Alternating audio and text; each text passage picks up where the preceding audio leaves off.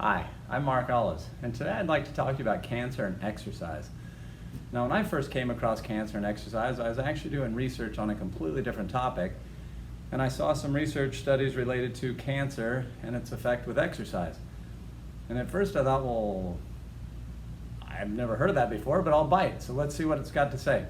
So the very first study that I found was a study on breast cancer, and it was a big study. It involved 933 women that had all been diagnosed with breast cancer.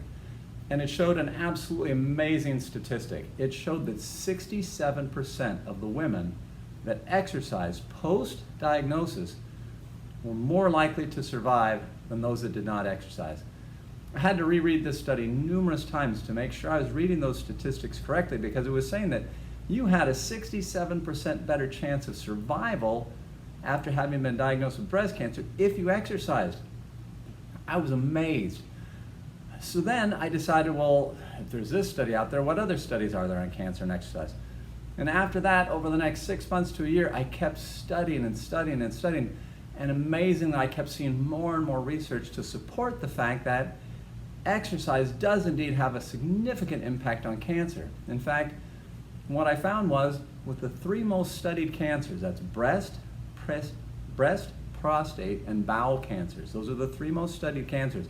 They found consistently that there's a 50% reduction in mortality rate if you exercise versus don't exercise. Absolutely staggering. I then went on and saw that they hypothesized that with many of the other cancers, they expect to find similar results.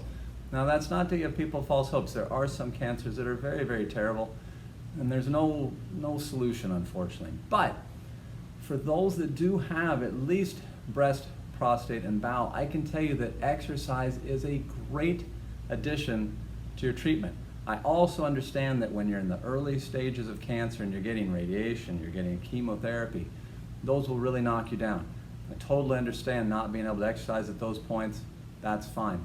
But as soon as you're at a point where your body is at least feeling decent, that's when you want to get back and you want to start exercising so you can reduce those mortality rates. So I hope this provides you some motivation to exercise. Thanks.